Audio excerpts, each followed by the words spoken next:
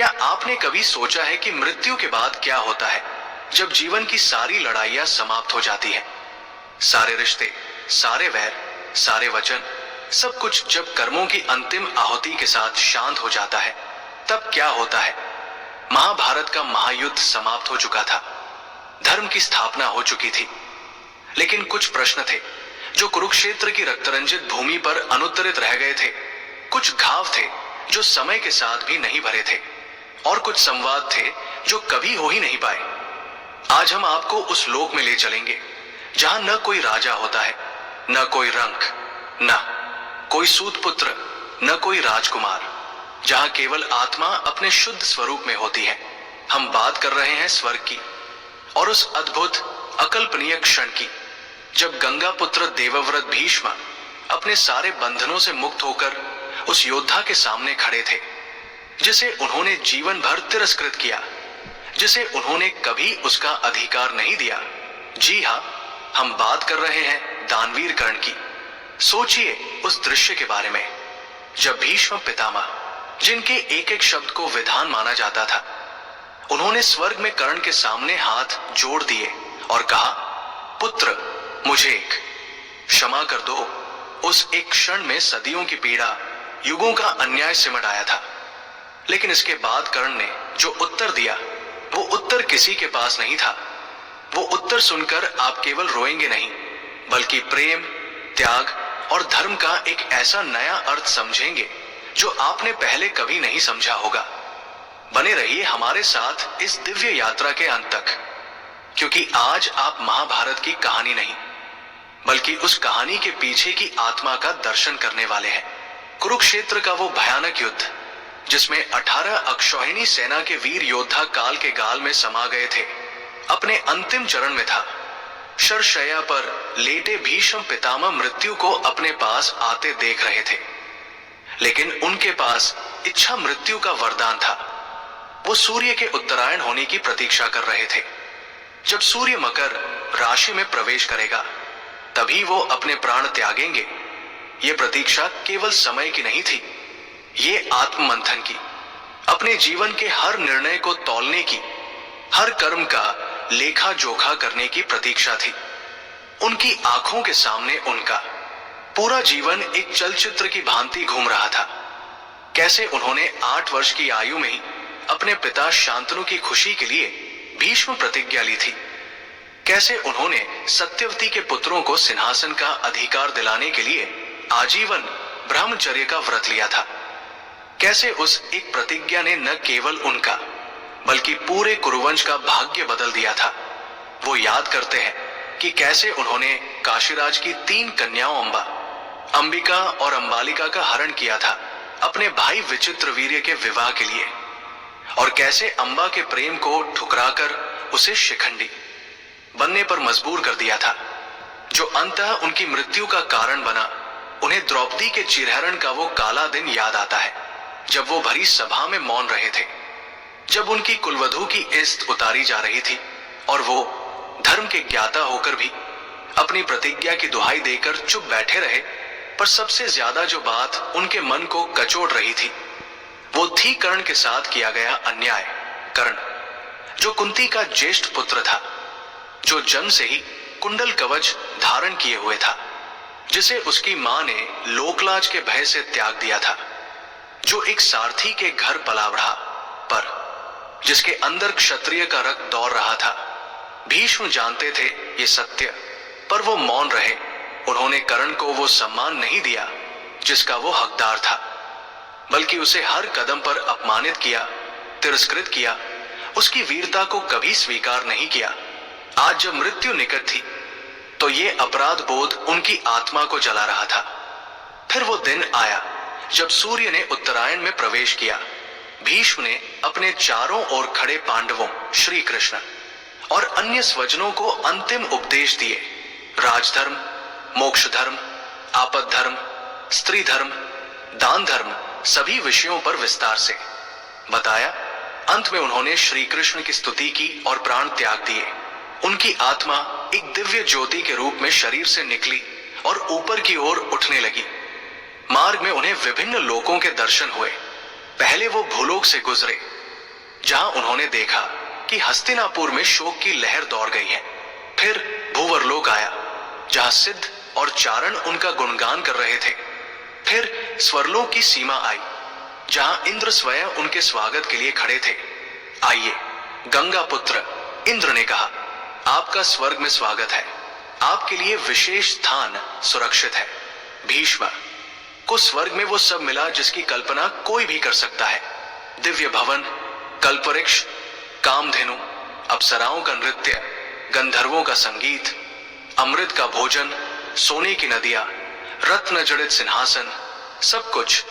पर फिर भी उनके मन में शांति नहीं थी। वो अक्सर नंदन वन में अकेले बैठे रहते, कुछ खोजते रहते। एक दिन उन्होंने देखा कि युधिष्ठिर अपने भाइयों और द्रौपदी के साथ स्वर्ग में आ गए हैं। उन्होंने देखा कि धृतराष्ट्र और गांधारी भी अपने 100 पुत्रों से मिलकर प्रसन्न हैं।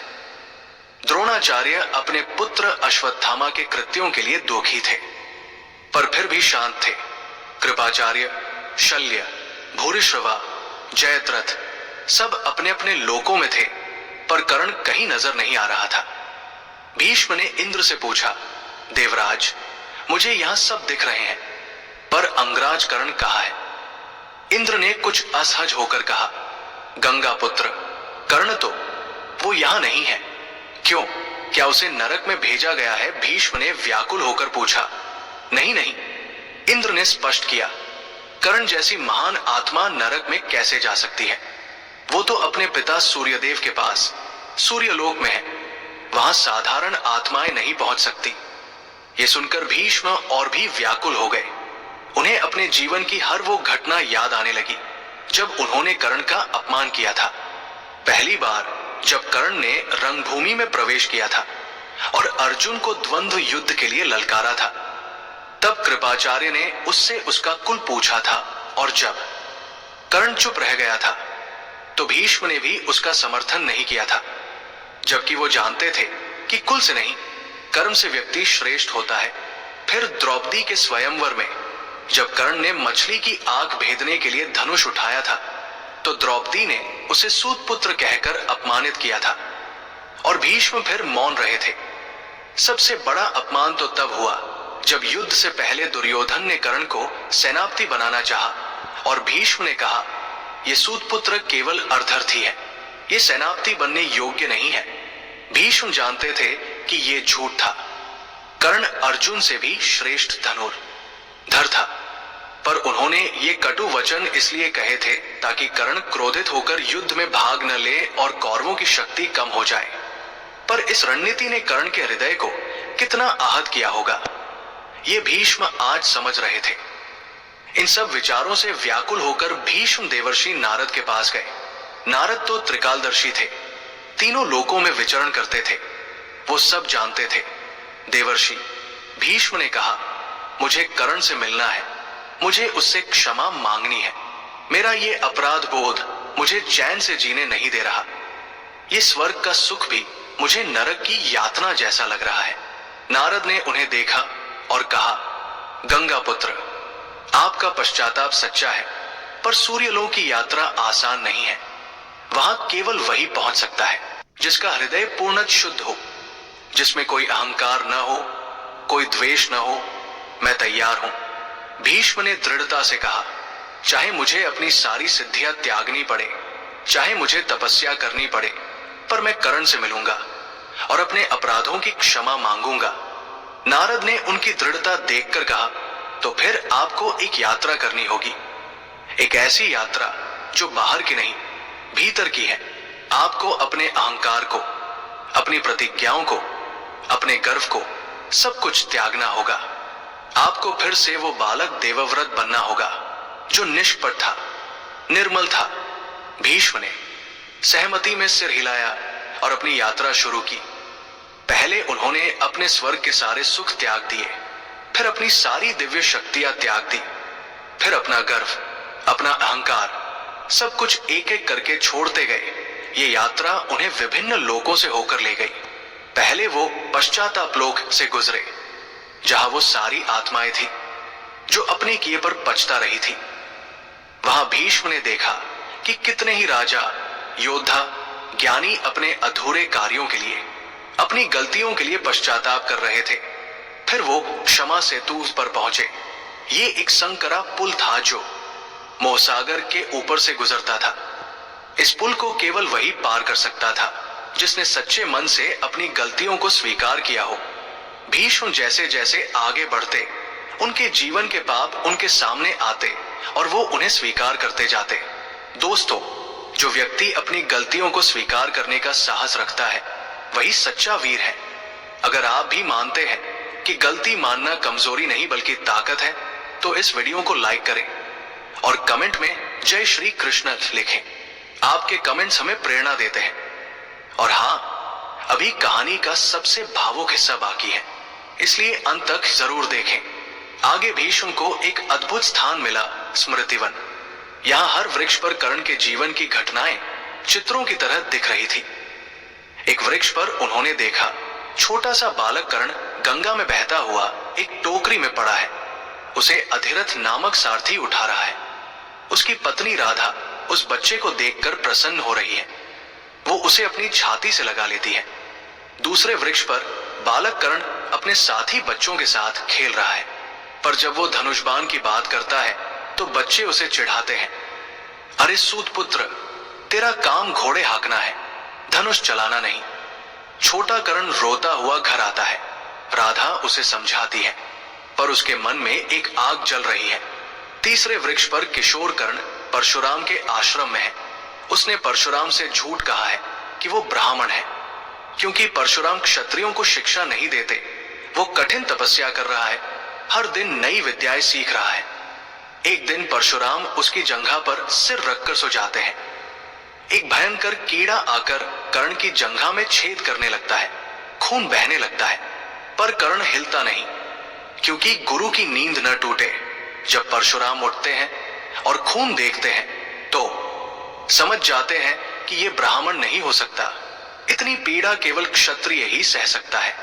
क्रोधित होकर वो कर्ण को शाप देते हैं, जाओ, जब तुम्हें अपनी विद्या की सबसे अधिक आवश्यकता होगी तब तुम सब भूल जाओगे। कर्ण रोता हुआ वहां से जाता है, पर परशुराम का हृदय भी द्रवित हो जाता है। वो उसे अपना विजय धनुष देते हैं। चौथे वृक्ष पर कर्ण एक ब्राह्मण की गाय को गलती से मार देता है। ब्राह्मण शाप देता है, जिस प्रकार तूने निर्दोष गाय को मारा है, उसी प्रकार तू भी असहाय अवस्था में मारा जाएगा। तेरे रथ का पहिया धरती में धंस जाएगा। पांचवें वृक्ष पर द्रौपदी स्वयंवर का दृश्य है। कर्ण धनुष उठाता है।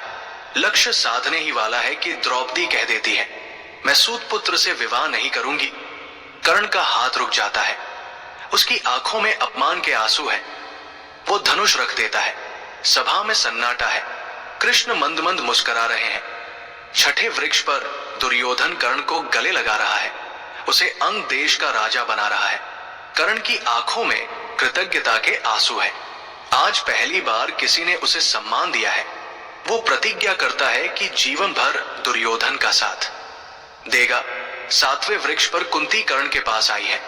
सत्य बता रही है कि वो उसकी माता है। कर्ण स्तब्ध है, फिर कहता है, माता, आपने मुझे जन्म के समय त्यागा, अब जब युद्ध सामने है तब आई है।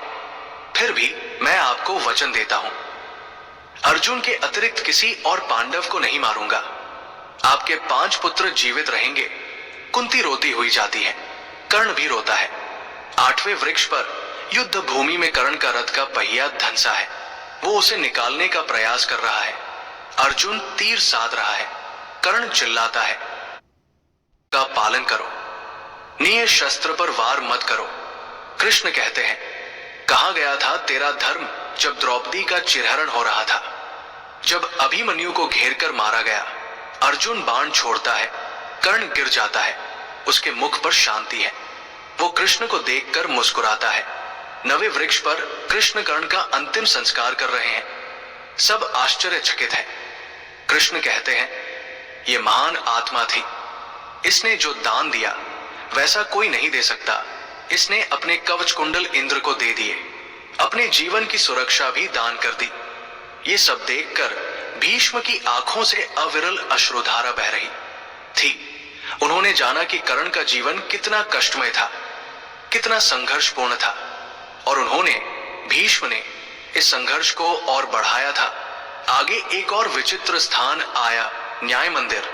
यहाँ धर्मराज स्वयं विराजमान थे।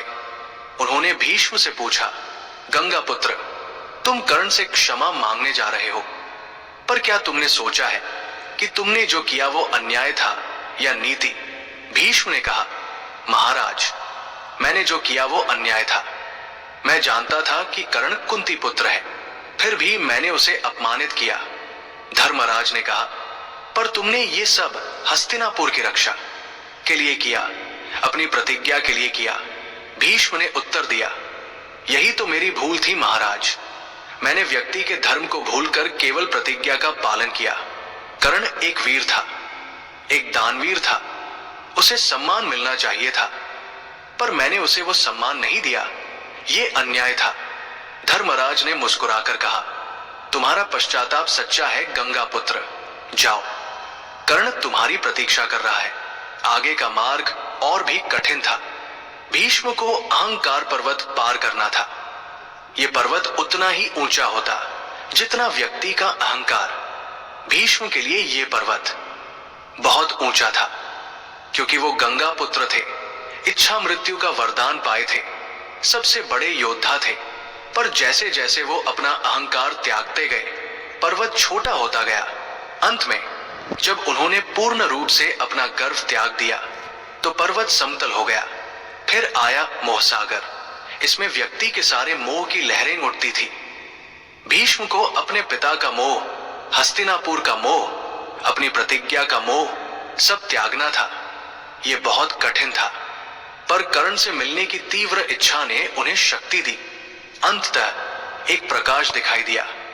यह सूर्य जैसा तेज था, पर शीतल था। भीष्म समझ गए कि यह सूर्यलोक है। जैसे ही उन्होंने प्रवेश किया, एक अद्भुत शांति ने उन्हें घेर लिया। वहां न कोई शब्द था, न कोई विचार, केवल एक गहरी शांति थी। फिर उन्होंने देखा, एक भव्य सिंहासन पर सूर्यदेव विराजमान है। उनकी आभा से पूरा लोक प्रकाशित है, और उनके चरणों में वहां कर्ण बैठा है। उसके कवच कुंडल फिर से उसके शरीर पर है।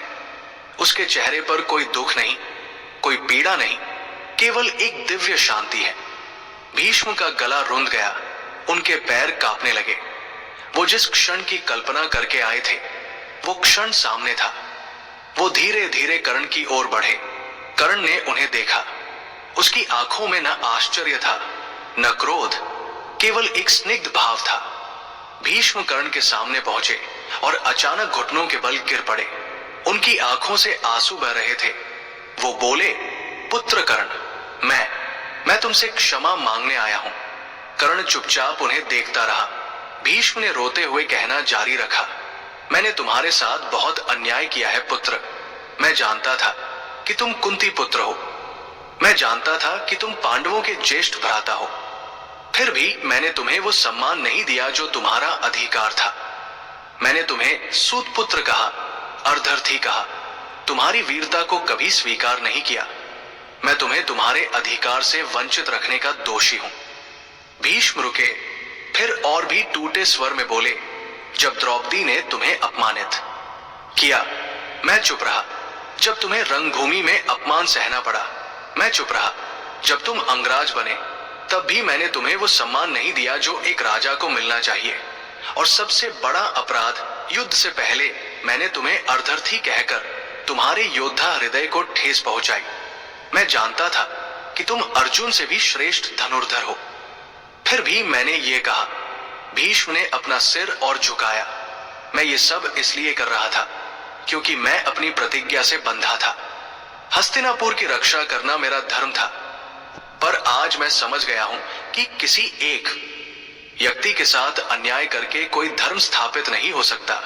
मैंने तुम्हारे साथ अन्याय किया और इसका प्रायश्चित करने आया हूं। भीष्म फूट फूट कर रोने लगे। पुत्र,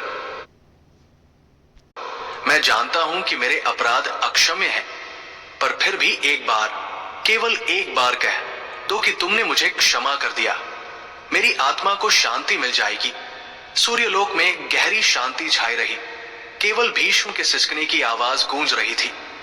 सूर्यदेव शांत भाव से ये दृश्य देख रहे थे। उन्होंने कर्ण की ओर देखा। कर्ण अभी भी शांत था। फिर धीरे से कर्ण उठा। उसने आगे बढ़कर भीष्म के कंधों को पकड़ा और उन्हें उठाया। भीष्म ने सिर उठाकर देखा, कर्ण की आंखों में आंसू थे, पर ये क्रोध के नहीं, करुणा के आंसू थे। कर्ण ने भीष्म को गले से लगा लिया और बोला, पितामह। कर्ण की आवाज में कोई कड़वाहट नहीं थी। आप क्यों रो रहे हैं? आप तो मेरे पितामह हैं, मेरे पूज्य हैं। आपका स्थान मेरे चरणों में नहीं है। भीष्म हैरान होकर कर्ण को देखने लगे। कर्ण मुस्कुराया। वो मुस्कान इतनी निर्मल थी कि भीष्म का हृदय पिघल गया। पितामह, कर्ण ने कहा, आपने मेरे साथ कोई अन्याय नहीं किया। कैसे कह रहे हो पुत्र? भीष्म ने आश्चर्य से पूछा। मैंने तो तुम्हें। कर्ण ने उन्हें रोकते हुए कहा, पितामह, आज मैं आपको एक रहस्य बताता हूं, एक सत्य जो शायद आपने कभी इस दृष्टि से नहीं देखा। कर्ण भीष्म को पास के एक आसन पर बिठाकर स्वयं उनके सामने बैठ गया, जैसे कोई पुत्र अपने पिता के सामने बैठता है। पितामह, कर्ण ने शुरू किया, आपने मुझे सूत पुत्र कहा और यही मेरी सबसे बड़ी शक्ति बन गई। अगर मैं राजकुमार के रूप में पला होता तो क्या मैं वो कर्ण बन पाता जो आज इतिहास में अमर है? नहीं पितामह, मैं केवल एक और राजकुमार होता जिसे सब कुछ आसानी से मिल जाता। कर्ण ने आगे कहा, आपके तिरस्कार ने मुझे सिखाया कि सम्मान मांगा नहीं जाता, कमाया जाता है। हर बार जब किसी ने मुझे सूत पुत्र कहा, मेरे अंदर की अग्नि और तेज हो गई। मैंने प्रण लिया कि मैं अपने कर्मों से सिद्ध करूंगा कि जन्म से नहीं, कर्म से व्यक्ति महान होता है। भीष्म अवाक होकर सुन रहे थे। कर्ण ने जारी रखा, आपने मुझे अर्धर्थी कहा और उसी अपमान ने मुझे प्रेरित किया कि मैं ऐसा धनुर्धर बनूं जिसका कोई सानी न हो। मैं परशुराम जी के पास गया, उनसे दिव्यास्त्र सीखे। मैंने कठोर तपस्या की और अंततः वो बना जिसकी मैंने कल्पना की थी। और पितामह, कर्ण की आंखों में एक चमक आई। सबसे महत्वपूर्ण बात, आपने मुझे राज सिंहासन से दूर रखा और इसी कारण मुझे दुर्योधन जैसा मित्र मिला। पितामह, दुर्योधन में कई दोष थे, पर उसने एक काम किया जो कोई नहीं कर सका। उसने मुझे बिना किसी शर्त के अपनाया। जब सारी दुनिया मुझे सूत पुत्र कह रही थी, उसने मुझे मित्र कहा। उसने मुझे अंगराज बनाया। क्या आप जानते हैं उस दिन मुझे कैसा लगा था? कर्ण की आवाज भावुक हो गई। जीवन में पहली बार किसी ने मुझे मेरे कुल के नाम से नहीं, मेरी योग्यता से पहचाना था। उस एक क्षण के लिए मैं दुर्योधन का जीवन भर ऋणी हो गया और यह ऋण चुकाना मेरा धर्म था। भीष्म के आंसू अभी भी बह रहे थे, पर अब ये पश्चाताप के नहीं, विस्मय के आंसू थे। कर्ण ने उनके हाथ अपने हाथों में लिए और कहा, पितामह, आपने अगर मुझे बचपन में ही राजकुमार मान लिया होता तो क्या होता? मैं अर्जुन से लड़ता, शायद उसे हरा भी देता, पर फिर भाई भाई में वैर होता, पांडव आपस में लड़ते, कुरुवंश और भी कमजोर हो जाता। आपने मुझे दूर रखकर, अनजाने में ही सही, पर पांडवों की एकता बनाए रखी। और सबसे बड़ी बात पितामह, कर्ण गंभीर हो गया। आपने युद्ध के समय मुझे सेनापति नहीं बनने दिया। अगर मैं पहले दिन से ही युद्ध में होता तो मैं अपनी प्रतिज्ञा के कारण अर्जुन को छोड़कर बाकी पांडवों को नहीं मारता, पर कौरव सेना का मनोबल गिरता। वे सोचते कि उनका सबसे बड़ा योद्धा ही ठीक से युद्ध नहीं कर रहा, इससे और भी अधिक क्षति होती। आपने मुझे 10 दिन तक युद्ध से दूर रखा। उन 10 दिनों में आपने युद्ध को एक संतुलन दिया। भीष्म अब समझ रहे थे कि कर्ण क्या कह रहा है। वो एक नई दृष्टि से अपने कर्मों को देख रहे थे। कर्ण ने आगे कहा, और पितामह, मेरा अंत वो भी निश्चित था। ब्राह्मण का शाप, माता कुंती को दिया वचन, इंद्र द्वारा कवच कुंडल ले लेना, परशुराम जी का शाप, ये सब मिलकर मेरी मृत्यु निश्चित कर चुके थे। आपका व्यवहार इसमें केवल एक कड़ी थी। अगर आप नहीं भी होते तो भी मेरा अंत यही होता। कर्ण खड़ा हो गया। उसने भीष्म के सिर पर हाथ रखा, जैसे कोई पुत्र अपने पिता को आशीर्वाद दे रहा हो।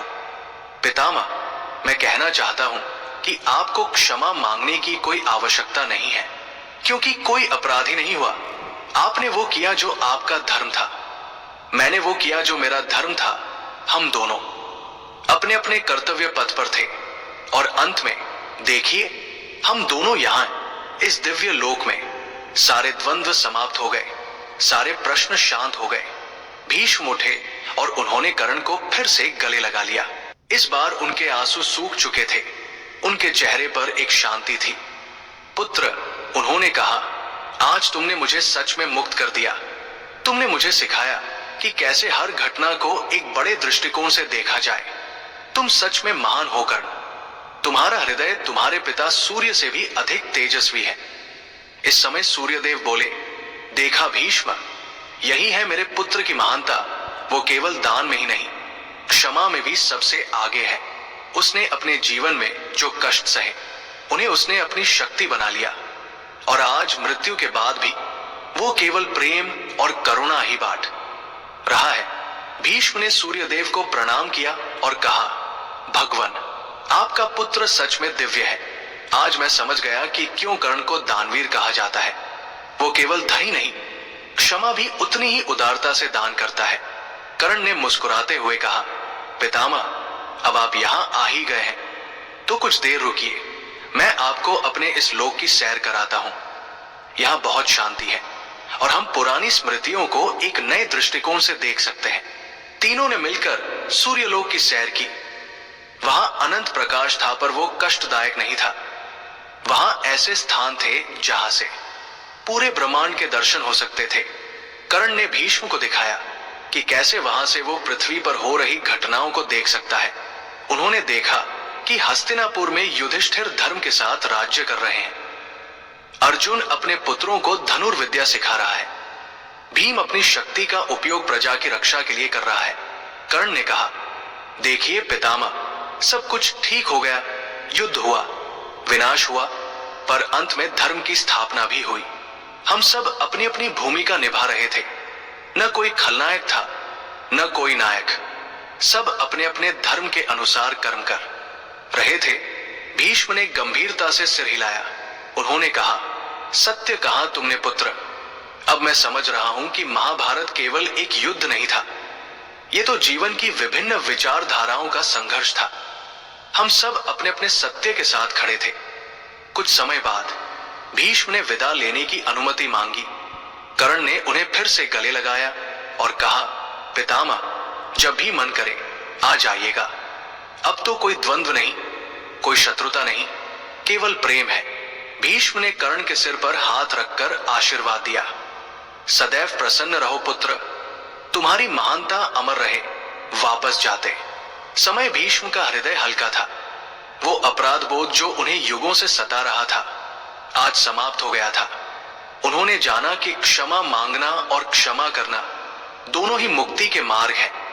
स्वर्ग में वापस आकर उन्होंने सबको ये घटना सुनाई। सब आश्चर्यचकित थे कि कर्ण ने इतनी सहजता से क्षमा कर दिया। युधिष्ठिर ने कहा, पितामह, कर्ण सच में महान था। उसका हृदय उसके दान की तरह ही विशाल था। द्रौपदी, जिसने कभी कर्ण को अपमानित किया था, उसकी आंखों में भी आंसू आ गए। उसने कहा, काश मैंने भी उसे स्वीकार किया होता तो शायद इतना रख तपात न होता। अर्जुन ने कहा, पितामह, कर्ण मेरा सबसे बड़ा प्रतिद्वंद्वी था, पर आज मैं मानता हूं कि वह मुझसे कहीं अधिक महान था। उसने जीवन भर अपमान सहा, पर कभी अपने आदर्शों से समझौता नहीं किया। भीम ने भी स्वीकार किया। हम पांचों भाई मिलकर भी उस अकेले कर्ण के सामने कई बार विफल हुए। वो सच में महावीर था। नकुल और सहदेव ने भी कर्ण की प्रशंसा की। इस प्रकार स्वर्ग में भी कर्ण की महानता की चर्चा होने लगी।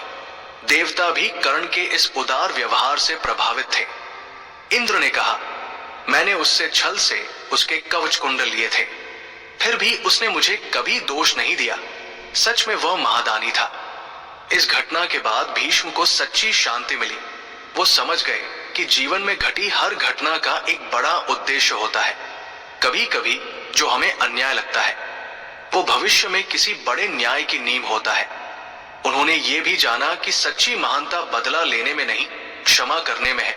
कर्ण ने यह सिद्ध कर दिया था कि वो केवल दान में ही नहीं, हृदय की विशालता में भी अद्वितीय था। मित्रों, ये कहानी हमें बहुत कुछ सिखाती है। पहली बात, जीवन में मिले अपमान और कष्ट को अपनी कमजोरी न बनाएं, बल्कि उसे अपनी शक्ति बनाएं, जैसे कर्ण ने किया। दूसरी बात, क्षमा करना सबसे बड़ा दान है। जब आप किसी को क्षमा करते हैं तो आप केवल उसे ही मुक्त नहीं करते, बल्कि स्वयं को भी मुक्त करते हैं। तीसरी बात, हर घटना को एक बड़े परिप्रेक्ष्य में देखें। जो आज अन्याय लग रहा है वो कल किसी बड़े न्याय का कारण बन सकता है। और अंतिम बात, अपनी गलतियों को स्वीकार करने में कभी संकोच ना करें। भीष्म जैसे महान व्यक्ति ने भी अपनी गलती मानी और क्षमा मांगी। यही सच्ची महानता है।